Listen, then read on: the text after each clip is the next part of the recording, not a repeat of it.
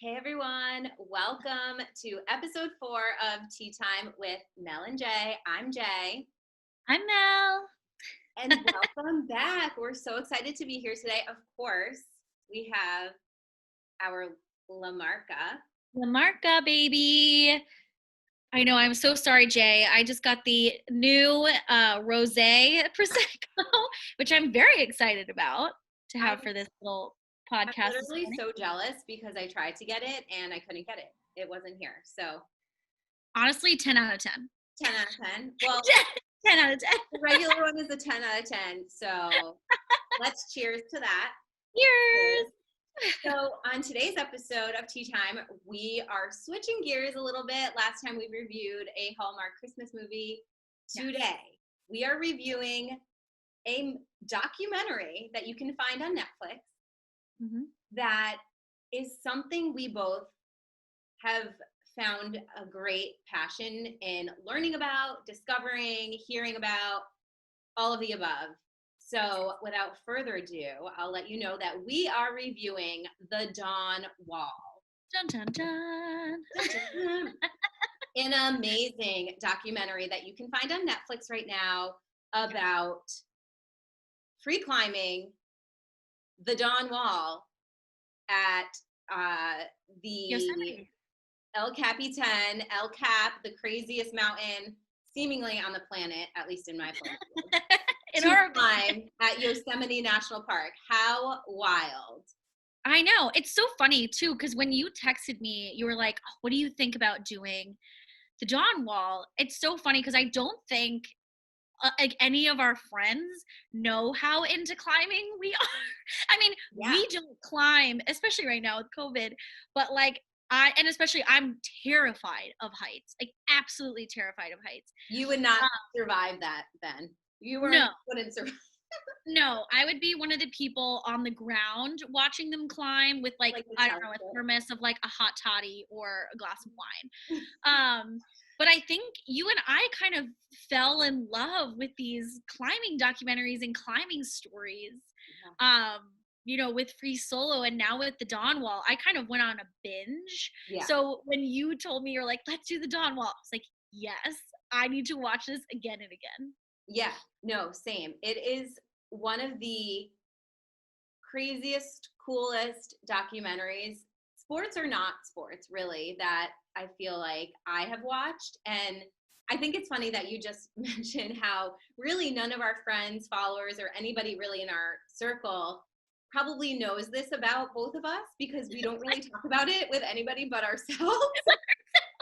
We're like totally on board with this, but I think it's really cool. So I know it's something that I think what like brings me to it is it's something that I wish I had the guts or the gumption, whatever you want to call it, to be a rock climber because you get a sick, gorgeous toned body. I mean, the few times that I have gone to Brooklyn Boulders and have rock climbed, it's so intense. And so I have so much reverence for the athleticism that being a climber takes. Yeah. I'm just like, oh my gosh. I mean, every little movement it's wild. It's like a 3-hour-long Pilates class on crack. It's unbelievable. You're watching and you're like, how are you holding yourself up? It's literally in their hands. And to see the images and the videos of what their hands look like, you have to almost train your hands the same amount as your body to make sure that your skin is able to hold up for this. It's not like they have gloves on for this. You know, if your skin is raw, they're adding tape and doing whatever they do to heal their skin to bring it back. But it's wild. And I think, you know what I just thought of too? I think both of us being dancers as well, we're used to that with our feet. Right? Very true. Like being on point, dancing barefoot in a modern lyrical jazz class, whatever. I mean, I remember my toes being bloody. I mean, breaking my toes, spraining my ankle, and you're just wrapping it up, icing, and let's keep going. So I think never getting pedicures, that's for sure. No. One And be of like, those don't calluses. shave off my calluses. I need my Yes. calluses. Paint it. Only paint. Keep the Yes. callus. Exactly. What weirdos Yeah. we are. But yeah, So I mean, yeah. No, could go. no, I was just gonna say, I just think it's so cool how we're both so into the lifestyle and the motivation behind it, and the characters, not really the athletes. Essentially in the documentaries that have been made, they're assuming a character role basically in their own story. Yeah. And I'm just so fascinated by it. So should we just dive into what we loved and what we didn't love about the dog? Dive in. Let's go. Let's dive in. So the first thing that I wrote down, because we obviously will watch it, we absorb it, but we want to take a little bit of notes too, because we're going to chat about it. But the first thing I wrote down was, whoa, Tommy's dad. Now let's give a little background. Basically the story of the Dawn Wall is about Tommy Caldwell and Kevin Jorgensen, who did this climb. So they kind of dove into Tommy's background first, and he's literally the main character of the story. So the story started with when Tommy was a young lad, and they focused on his relationship with his father. And basically his dad was a bodybuilder. He shows up, he's like wide as a house, like ready to go. And I was like, whoa, Tommy's dad. What did you think about Tommy's dad, Mike? No, I mean, it's really funny because the juxtaposition of Tommy and his father really kind of sets the stage of Tommy had to become this incredible climber, right? Yeah. His dad was going to have none of him sitting back, staying quiet, staying simple. Tommy really had to go out there. And this was kind of his machismo, or his grand persona was his climbing, and his father being larger than life. Tommy kind of spoke his larger than life with how well he climbed. And I think it's really kind of amazing too. I know we'll dive into the relationships with these climbers and their dads, but what I think is so interesting is that Tommy, as well as a few notable other climbers that we're aware of, have always just been really introverted, really soft-spoken, really, really shy. Their social skills aren't really there. Maybe there's a tip on the spectrum of autism, but brilliant people. Yeah. They're just very secluded. And I just think I don't know. I think it takes a certain type of person to be able to accomplish these athletic feats that these climbers are doing. And I just think it's so wild about the similarities of their brain and how they were raised and the relationships with their fathers. Right. And I think there's, what I was reading one article about the Dawn Wall after I had watched it, and we were doing a little bit of research, and you and I were talking about it. And, really the article saying this documentary was so spectacular in that it really shows a reality social aspect of it. It shows the athleticism. It goes into Tommy's family, his friends. But there is this kind of dark underbelly, right, of this, which we'll get into, of this divorce that he goes through, and the pain fueling the climbing. And I think one of my other favorite documentaries about climbing, that comes after the Dawn Wall, is Free Solo. And Alex Honnold, who is the climber in Free Solo, he's good friends with Tommy. And Tommy's always it's so crazy that Alex can do all these things. And so Alex actually gets a brain scan, and it shows that his amygdala, which is the fear receptor in your brain, it doesn't react. Right. And there is this component of no fear, you have to. Being able to shut that part of your brain off and say, this is what I'm going to go do. There's something so psychological behind it. And it's really, really cool to see. And I loved that the Dawn Wall, kind of gave this whole story of his social life and his family and why he was able to be a successful climber. Like trauma can do something to a person, right? Really. And Yeah. you either pull yourself out of it or you get stuck in it. And I think Tommy is the ultimate story of perseverance, and picking oneself up by their bootstraps, which is really cool, I think, to watch as somebody who's not a climber. And then maybe for climbers that are so well seasoned, it's a really cool journey to see. Yeah, absolutely. And I loved how they kind of took us like to where he started. So do you remember the part at the beginning when they went to basically to like a show to watch professionals rock climb, and then they had this like impromptu like, hey, we have fans here that are really into this sport, let's do an impromptu like juvenile, that's not the right word, but like younger people, like early climbers type competition. And Tommy went in and he crushed the first one, moved on, crushed the second one, and became like this well-known person as a teenager in the climbing world. So I think that started him off to be able to like, hey, I can really do something with this. I'm good at this. I could do it by myself. I don't have to talk to anybody. I can like stay reserved, stay introverted, and still be successful. He has a gift, and he was able to start at such a young age and meet essentially love of his life, Beth, once he got a little more involved into the world. Yeah, I love that when he's like, I really didn't have many friends in it. And, you go to these competitions or you're climbing with people and you're like, oh, hey, they're acquaintances. And then he says when he met Beth, he was like, oh, wow, that she really struck him. So it's really interesting how you can kind of see him start to open up when he talks about his relationship with Beth and their friendship and, which ends up taking them across the world, literally, with each other and this little climbing group that they kind of create, which I just loved. But then we find ourselves at kind of, one of the peaks of the documentary where, he's kidnapped. They're kidnapped in Kurdistan, sorry, which was wild because so wild. And what a twist. The three of them, it's Tommy, Beth, and another friend of theirs, and they get kidnapped by people in this foreign country for 6 days. How wild. Now, how old?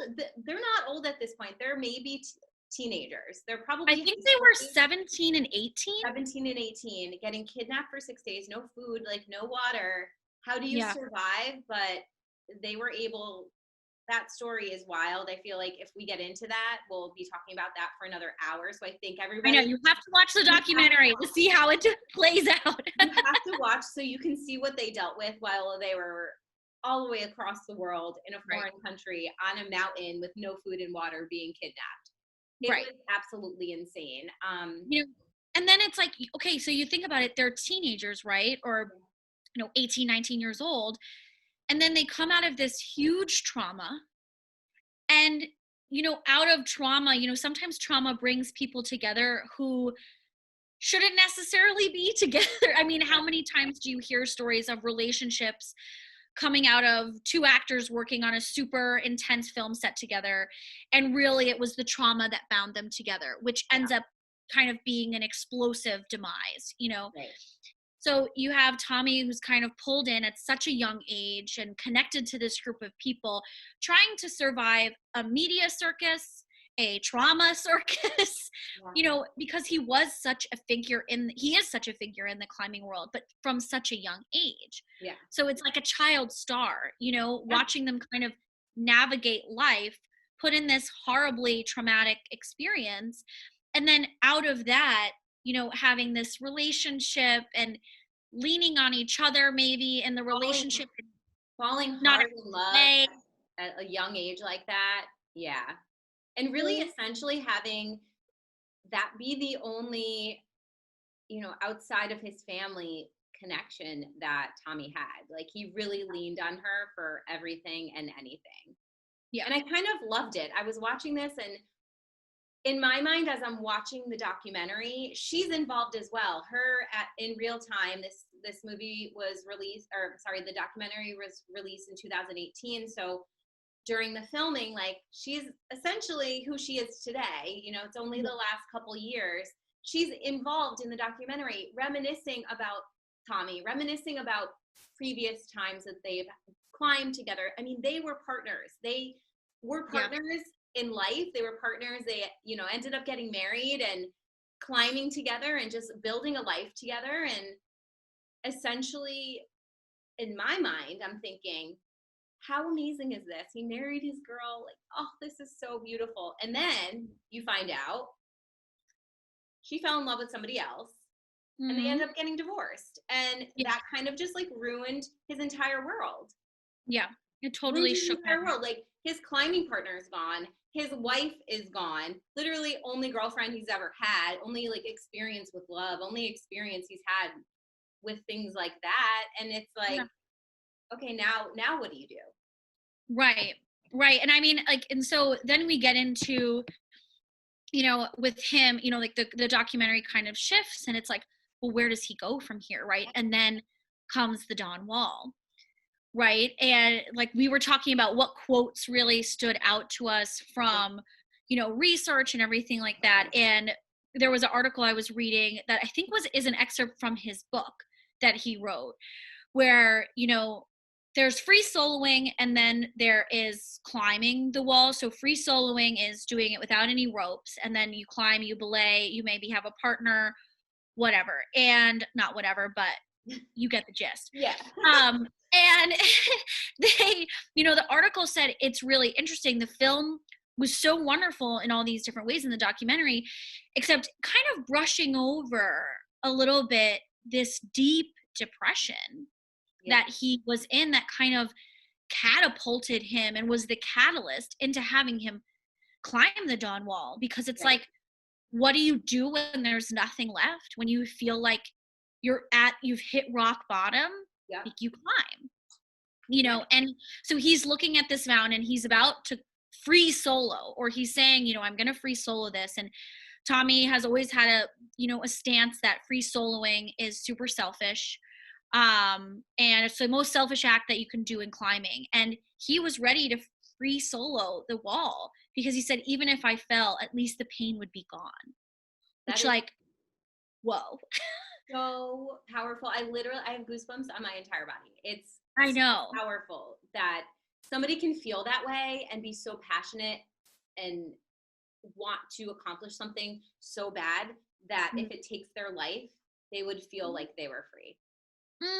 You know, and that's wild. And another quote that I loved from this documentary happened at the same time when he mentioned how depressed he was. He mentioned like his wife is gone, the love of his life is gone, and his partner. He's like, who do I climb with? Which is in turn why he was like, I have to go solo.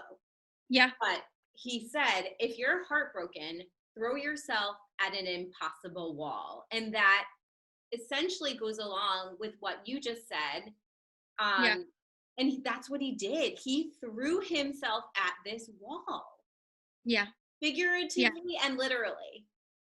Well, and you can see it. And I mean, what a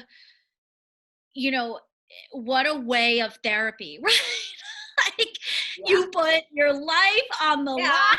You're like, I'm going to go climb one of the hardest mountains, one of the hardest walls in the entire world, you know, to get over this divorce, to get over this trauma. Yes. So now for people who have yet to watch any sort of climbing documentaries or really don't know anything about climbing a mountain like El Cap, it is literally a vertical wall. Like, literally look at the wall in your house. It's basically like that. Like, it's a vertical wall that sometimes even is like you're climbing almost like an angle outwards because that's the only way up. Like, you're a little bit inside and you have to climb up and around. Like, where you're climbing down, you're going to, you get to a pitch and then a pitch is a point on the mountain. Sorry for all you climbing newbies. A pitch is a point on the mountain where, it's a stretch of mountain that you're climbing where there's like a moment of rest, right? Like you're trying to get to this pitch so you can climb the next pitch. And so it's kind of markers in the mountain of where you still have to go, how high you are up, what's the level of difficulty, right? I was going to say yes, and there's always a level of difficulty associated with each pitch, and it's almost like, I don't know, like Morse code or something. It's very weird, like the way they decide how to label how the difficulty of each pitch, but well, they're studying, like, I think that's what's so cool about climbing. Is talk about like man being one with nature or one with their craft, a person being completely immersed in what they're doing. I mean, you are learning about the weather. You are in tune with the seasons. You are in tune with the way that the rock feels. You can't climb at certain times because the rock's going to be too hot, or the rock's going to be too cold, or your grip it'll be easier to grip the mountain because you're not sweating. So there's all of these different, factors that come into play where it's like, you're not just climbing a mountain. I mean, you're taking on a full-blown 24 hours a day, 7 days a week endeavor, which is incredible to me. It's absolutely incredible. So here we are at the point of the documentary. He went through this divorce. He's literally so depressed, about to solo climb the Dawn Wall because that's the impossible wall that he's throwing himself at. The reason it's called the Dawn Wall is because of the way the sun shines onto the wall and it comes down, like essentially the sun it's like the way the sun travels down the wall. Dawn hits that wall first. Dawn hits that wall, which, I mean, I think it's kind of cool. It's kind of, it's incredible. I mean, the imagery in the documentary is so good. It's majestic. I mean, I think I would, like, hopefully we can one day go to Yosemite together. I think it would be super emotional because you have all of these stories that are connected to this piece of the earth. I don't know. I don't mean to get existential about it, but I think that that's so incredible and so beautiful. Like, what? Amazing. So here we are at the point where Tommy is like, I'm going in, okay? Little did he know there was a man named Kevin Jorgensen who was basically following his journey, a big fan of his, who was a climber himself, but more of a bouldering climber, which means they're not going over anything more than 30 feet. Like, that's the highest he had climbed. And I'm not really sure the difference. Like, are there bigger areas for your hands and feet? Like, I'm not really sure, but it's very different than free climbing, like El Cap. So from my understanding is bouldering is it's less, it's less yardage, so you're not going as high. And typically you would not be wearing ropes. Like you wouldn't be belaying somebody. It's super, I don't know, when I look at bouldering, it's very animalistic. Like you're almost hanging from the boulder at points. You're swinging your leg, you're hanging off of the wall. So I think that it's different because I think you're also climbing maybe over more things. I'm not quite sure. We'll have to figure it out. So it's different. It's essentially, but it's different. It's a different skill set. Yeah, it's a different skill set, but you have the baseline that these climbers that are trying to do this impossible feat of El Cap, you have that baseline. You have the understanding of what it's like, but there's still a learning curve, and there's, still things that you have not done. So, well, it's the endurance of it, right? Like, you're not climbing for that long. Yeah, that's true. It's totally different. And so when you hear Kevin talk about it, he's like, I had to train with Tommy because I did not have the endurance. I did not have even the wherewithal of that much space, right? So how do you even look at a mountain and say, this is how I'm going to climb? And I'm sure how do you even map it out? That was one of my biggest questions. Like, where is this mapping coming from? Like, They're doing it every day. They're journaling. They're like, there's a little ridge that is 3 feet away from pitch 14, crazy. It's so detailed. Okay. I would not have the patience for it. Okay. So me neither. So let's go with this. So now Kevin's like, hey, I want to join you on this journey. So then they form a friendship, and then they figure out, they start training together. They start like practicing, and like, it took them years to practice, like doing certain things until the day came when they were like, we are now going to attempt to climb this wall. It takes a lot of mapping out, literally mapping out on the mountain. I think that's like the coolest part of all this to me is I'm looking at, because like the cinematography of the documentary, when they zoom away from the mountain and then have that yellow line that traces up, that follows like the pitches, and it's obviously not a straight line, it goes all over the place. I have goosebumps talking about it. I think it's so amazing, and that these two people can go, okay, this is going to be our route up the mountain, and then they just do it. And they just go. Yeah, it's incredible. So then they start their journey after they trained in 2015 is when they both were like, we're going to climb the Dawn Wall. Yeah. And they were like, we're doing it together, and we're going to climb the Dawn Wall. So then they start hitting their pitches, and then, they set up camp on like below pitch 15, which is the hardest pitch. They have the hardest pitch, but also they have those tents that are basically set up on the side of the wall where they sleep, where they eat, where they like go to the bathroom, which is wild to me. I know. I love that. I'm like, this is amazing. It's so amazing. I mean, they have literally anything and everything they need. They have their phone chargers. I don't know how they're getting internet all the way up there, but somehow they are. They're able to take phone calls. I just love like when they're on. So basically they get picked up, like their climb starts to get picked up by the media.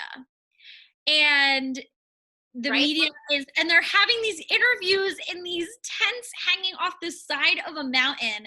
Yeah. And you're like, what is this? Like, this is so incredible. I cannot get over it, and how natural it is. You're just like, I'm just gonna make my coffee on the side of a mountain.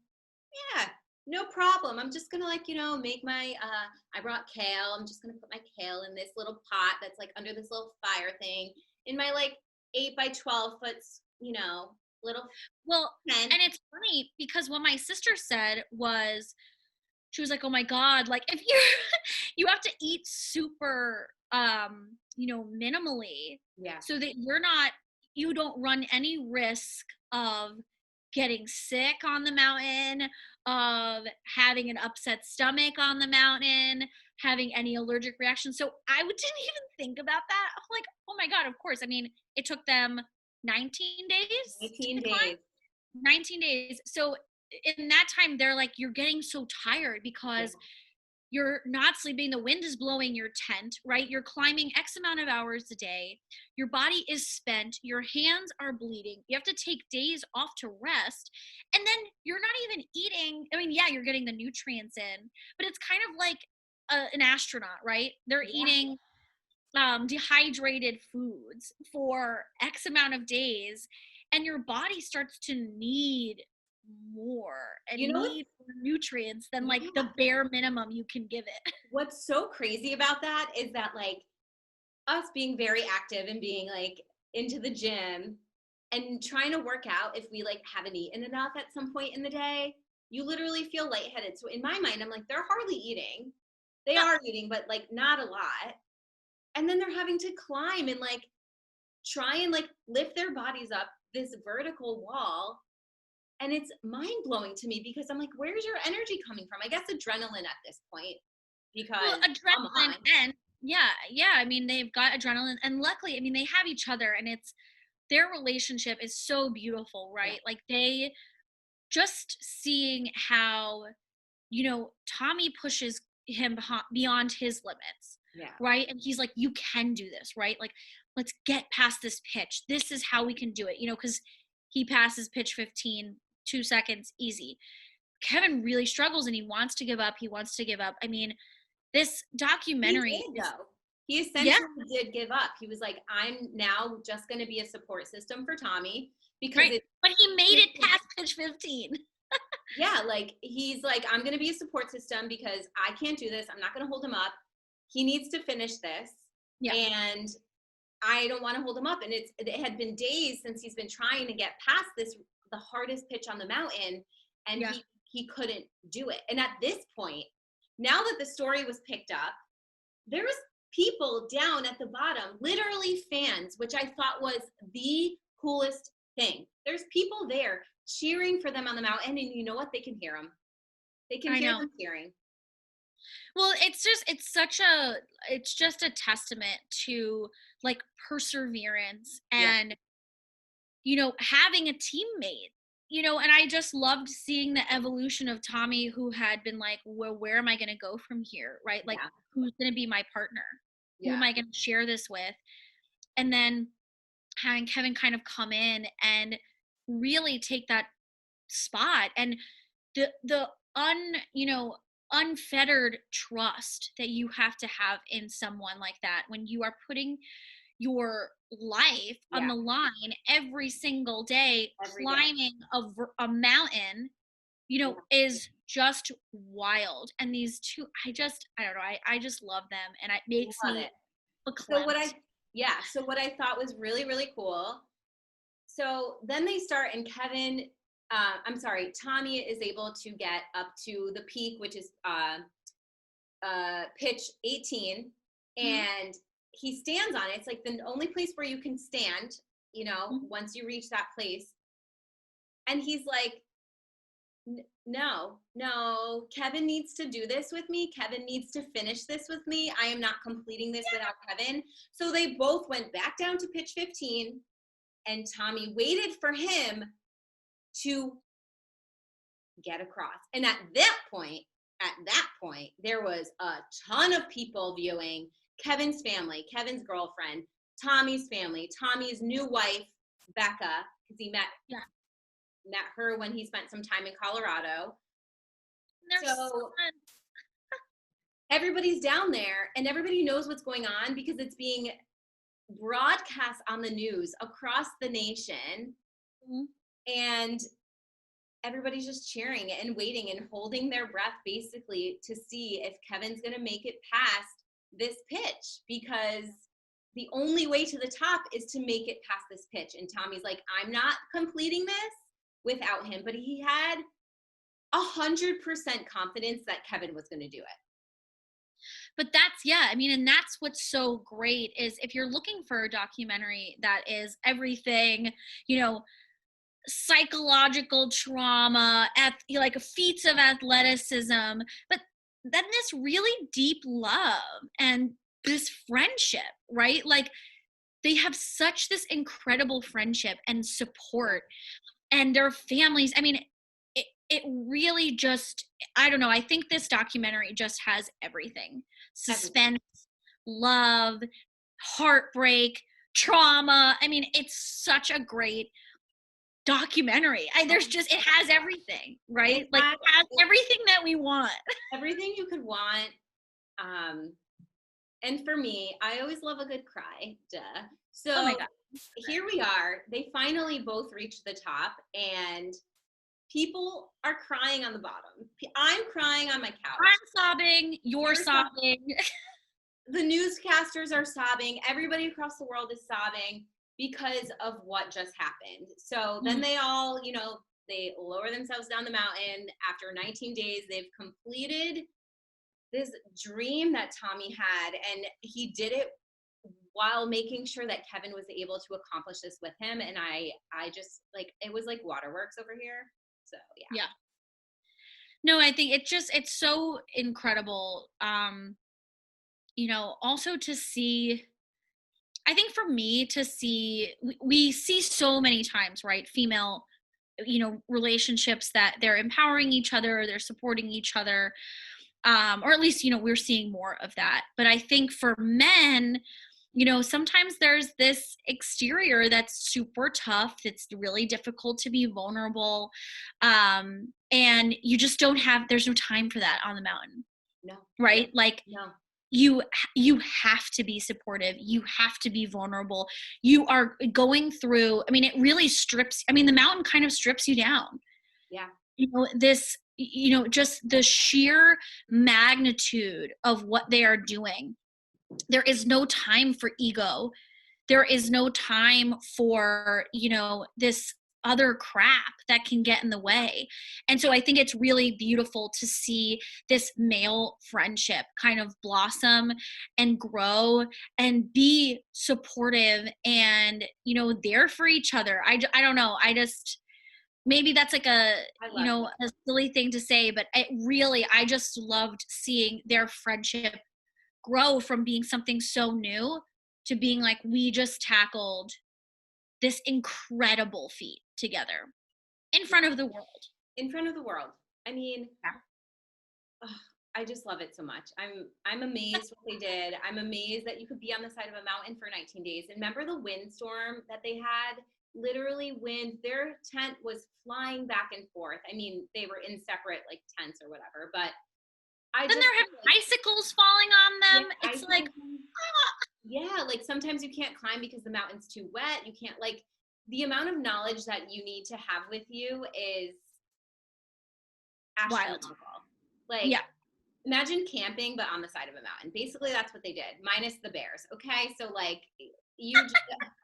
it's wild to me, but I think it's just so amazing. There's obviously points that we did not touch on that made the documentary really extra special. But I think everyone just needs to watch it. It's quick. It's like an hour and a half, and it's emotional. It's interesting. It's informative. Yeah. It's anything, like we said, everything and anything that you could ever want in a documentary. Yeah. And I think right now, while we're all at home, we're all looking for things to watch. And, I think it's a really great documentary for the family. It's a really great testament to, working through trauma, to, familial support. Yeah. Accomplishing your goals. It's motivating. Exactly. I think it really has everything that a documentary could want. There's not, I think even if you're not into climbing, even if it freaks you out or it's not your jam, I think the story behind it is so relatable, right? We've all had either heartbreak, some, difficulty, something that we're trying to overcome in our lives. Yeah. And, as we say in the yoga practice, no mud, no lotus, right? You can't find that release unless you've gone through the trenches. And I think that the Dawn Wall was the trenches for Tommy. Yeah, what a giant trench, but I'm so here for it. Okay, that giant rocky trench. Love it. So everybody, please watch the Dawn Wall. Then go watch Free Solo. Yeah. It's not on Netflix. It's on Amazon, right? Amazon Video. Free Solo's not on Netflix. I thought it is on Netflix. Maybe it is now, but it wasn't when we watched it. Whatever. Maybe it was on Amazon. Maybe we did watch it on Amazon. Search for Free Solo. Search for the Dawn Wall. It's so beautiful. So they're incredible, and they really marry nicely together. They do. They do. You're gonna want to watch them. Yeah, you're gonna want to watch them over and over. You're gonna want to read about it on the internet. You're gonna want to go follow all of them on Instagram because I know we both do. And you're just gonna want to know everything and anything about it. And it's kind of cool too. Right before we give our ratings, what I think is really amazing. This is a sport that obviously an athlete trains for a very long time to be, at the elite level. But with Kevin and Tommy, they, had to head to the mountain and then go home. They would go for months at a time and then come home. And their whole training process was for this one accomplishment, quote unquote. Right. Was years long. And I just think that is such a commendable amount of baggage to have when you complete something like this. Yeah. Anyway. Yeah. All right. So are we ready to give our champagne flute rating? Let's do it. Okay. So I'll go first on this one, and then you can go first when we give our insider scoop on what we have. We have two special guests that we are going to introduce that are going to give their thoughts about what they would say about the Dawn Wall. So I'll go first, and you can go first for that. So I'm giving it, honestly, 6 out of 5. Done and done. Obsessed. I loved it. Can't give it any more stars. That's where I stand. Yes. I mean, we are very similar. I'm going to give it a 5 out of 5. Because I do love, there's another, what you should watch after you watch the Dawn Wall is Free Solo, which is about the free climber, Alex Honnold, climbing the other traverse, El Cap, which is the opposite wall to the Dawn Wall in Yosemite. But I mean, in this documentary, you really can't go wrong. I know. Right? You've got everything, as I said before, romance, trauma, death, crazy athletic feats. It's really the perfect documentary. And yeah, and it's great for all audiences. That's not true for all documentaries. Yeah. That's very a valid point, honestly. Yeah. You'll get into it no matter what your interests are. It might even make you a rock climbing insider obsessed fanatic like it made us. Actually, it was the Free Solo kind of that did that to us. But okay, so I would say this has been the highest ranked review that we've done so far. Yeah. So congrats. Yay! We love the Dawn Wall. We love it. We freaking love it. Okay, so that being said, tell us who is coming on to our pod right now and what they're going to say about this documentary. So for me, I had to choose my boo, Alex Honnold. Girl, he just got married, so I know. calm down. R.I.P. the love of my life.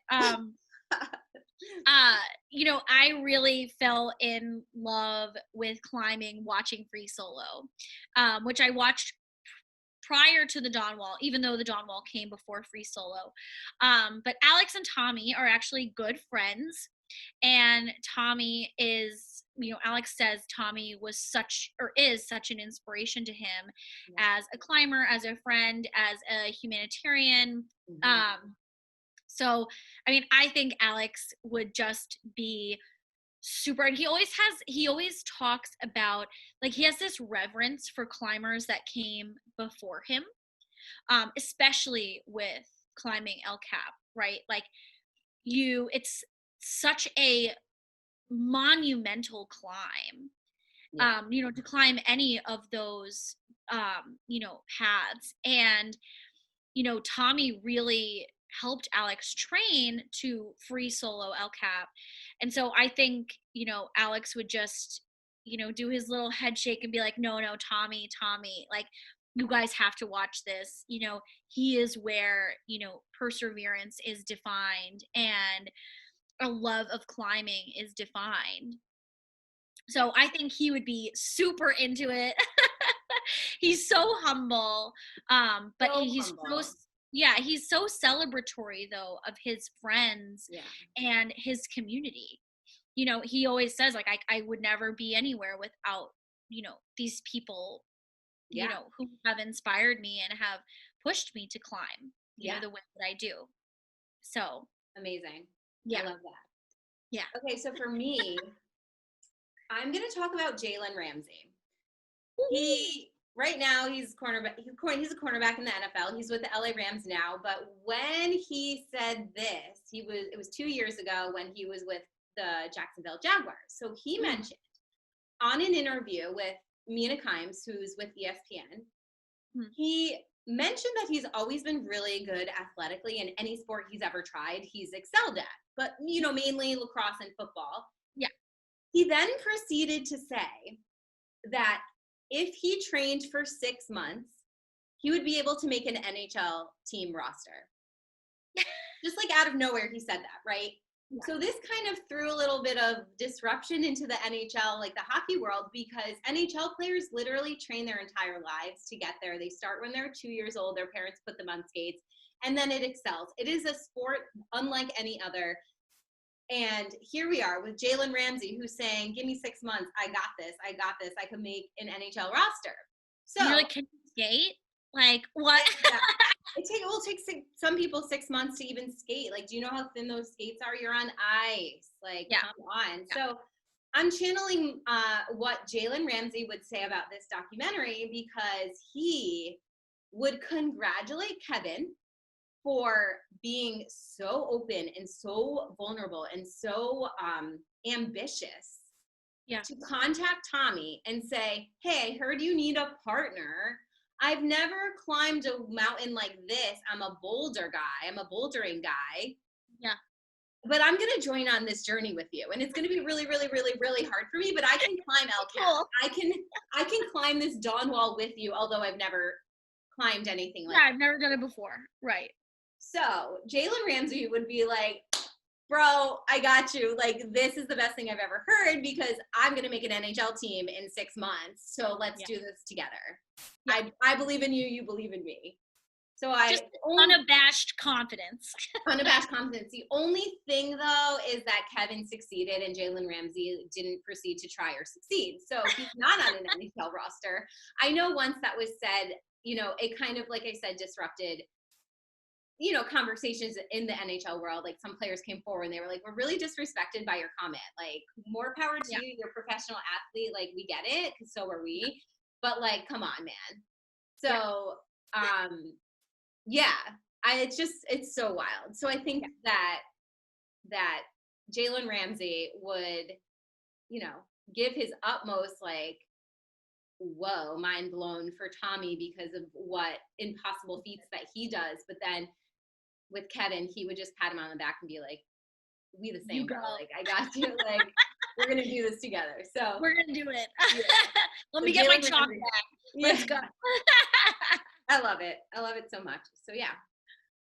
All right. This is so fun. Like, I think this is probably my favorite podcast that we've done. I know. This is so good. I mean, less opportunity for us to be funny, because this was more of a serious type documentary, but that's okay. We had fun talking about it. We're both super passionate about it.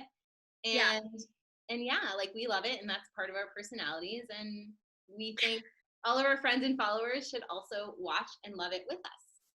Yeah, I mean, it's fun for me too, I think, because I love sports, but my big sports are football. That's my one, like, true sports love. And then, I like basketball. You have gotten me to be a hockey fan. Also, my sister played ice hockey. So I have a lot of experience with ice hockey, but I think it's fun for me, at least, to talk about something that I feel really passionate about. And I feel akin to you, where you're so eloquent when you speak about sports, like, as a whole. But I don't have that same ability. So when I am talking about climbing, I find that I am really excited about it. And I feel akin to you in the way that you talk about sports. Well, listen, I felt it. You definitely have a way about speaking, but, like, I also will never be on the level of you with reality TV and understanding the dynamics of that. So I think it's great. We have our differences. I think today was a perfect opportunity for us to get on more of the same page on this sport level of with athleticism. Yeah, with climbing, and we couldn't be more excited to talk about it. And we want everybody to watch the Dawn Wall, watch Free Solo, and we have to figure out what we're going to do for episode 5. It's going to be something obviously different, because we've changed it up every time, and I can't wait. Yeah. And while you're at it, check out the Honnold Foundation, which is his nonprofit. So these men, I swear, they're just crushing all aspects of life. I know. Both married. Like, I can't. So let's cheers to that, and we'll head out, and we'll see you guys on episode 5. I know. Sorry, I have to refill my glass. Cheers. Cheers. Cheers to Marca. Cheers, all of this. We'll see you guys next time. Bye. Bye.